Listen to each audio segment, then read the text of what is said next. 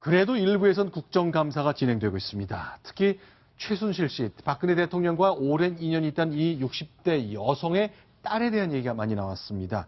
자, 길증 기자, 지금 화면에 보이는 것은 최순실 씨의 딸이 승마 선수로 경기에 참여한 저 모습 보고 계신데요. 국회에서 어떤 얘기가 있었습니까? 예, 그 최순실 씨의 딸, 잘 아시다시피 정윤혜 씨의 딸이기도 하죠. 정모 씨인데요. 2014년에 이제 인천 아시안 게임에도 참가를 하기도 했었는데요. 네. 이분이 2015년에 이화여대 체육특기생으로 입학을 했습니다. 근데 그 당시에 여러 가지 특혜가 있었던 것 아니냐. 뭐 이런 지금 의혹이 불거지고 있고요. 이것 때문에 지금 그 교문위에서 이화여대를 담당하는 이화여대 총장을 불러서 이 문제를 따져보자. 이런 얘기가 나오고 있습니다. 자, 상황이 좀 더 번져가는 것 같습니다. 일단 야당에서 의혹을 제기한 것입니다. 일단 확인된 사실이 아니라고는 하고 있습니다만 의혹은 계속 나오고 있습니다. 일단 오늘 국회 상황 정리해 보겠습니다. 소개해드립니다. 이화여대가 2011년부터 체육특기자 입학 제도를 시행하고 있는 건 아시는가요? 예, 알고 있습니다. 예, 2014년까지 11개 종목 6명 정도를 입학시켜 왔습니다. 그런데 권력형 비리 게이트에 개입됐다는 최순실 씨의 딸인 정모 양이 2015년도 이화여대의 체육특기자로 입학하게 됩니다. 이건 모르셨죠? 예, 모르는 내용이었습니다. 예, 그해 체육특기자 입학 가능 종목이 11개에서 23개로 확대되면서 처음으로 승마가 포함되게 됩니다. 이렇게 종목이 확대돼서 2015년도 특기생 합격자는 종전과 같이 6명을 뽑았는데 새로 추가된 종목 가운데 유일하게 승마 종목에서만 합격자가 선발됐고 그 새로 선발된 특기자가 바로 최순실 씨의 딸 정모 양인 것입니다.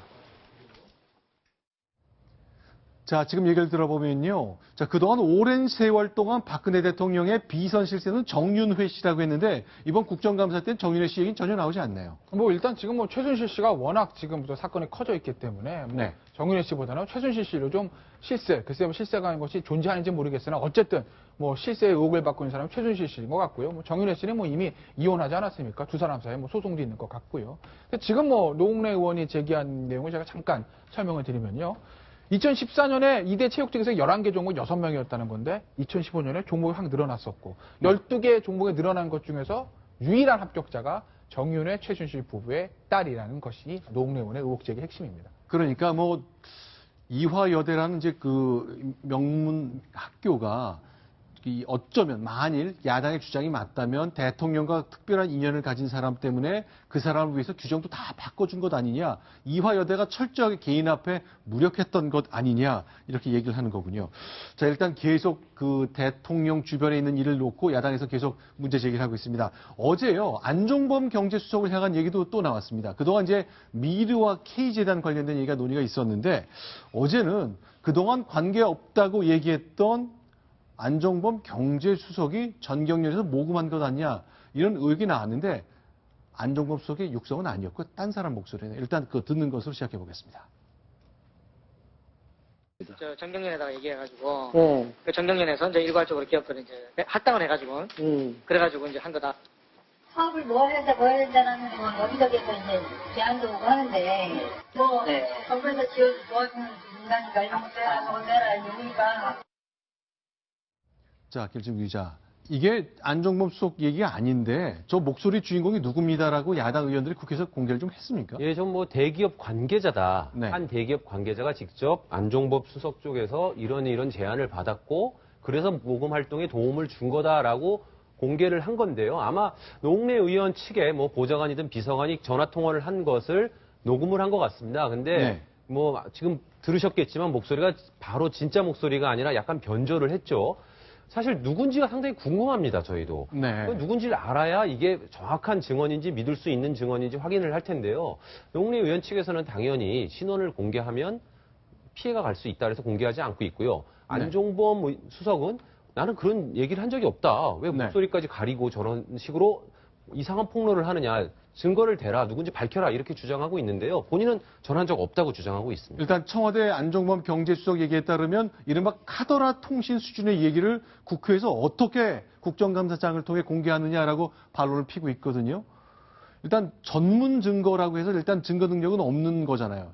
아직 저 단계에서는. 뭐 이게 사실은 뭐 법정으로 가는 건 아니고 현재까지는 정치적 공방 단계인데 만약에 이것이 뭐 수사를 통해 가지고 법정 공방이 가게 되면 저 어떤 대기업 관계자라는 사람의 진술을 근거로 막 안종범 경제수석의 개입이 인정되기 위해서는 저 사람이 나와야죠 법정에. 네. 나와서 내가 몇 월 며칠 몇 시에 이러이러한 전화를 안종범 수석으로 들었습니다. 이렇게 법정에서 증언을 해야 그래야 안종범 수석의 혐의가 만약 있다고 하면 인정될 수 네. 있는 거고 지금 저 녹취 상태에서 인정받기는 쉽지는 않습니다. 그러니까 지금 야당에서 계속해서 의혹을 제기하고 있는데 안종범 수석은 나는 대기업과 통화한 적도 없다라고 말을 하면서 그런 의혹에 대해서 전면 부인을 하고 있습니다.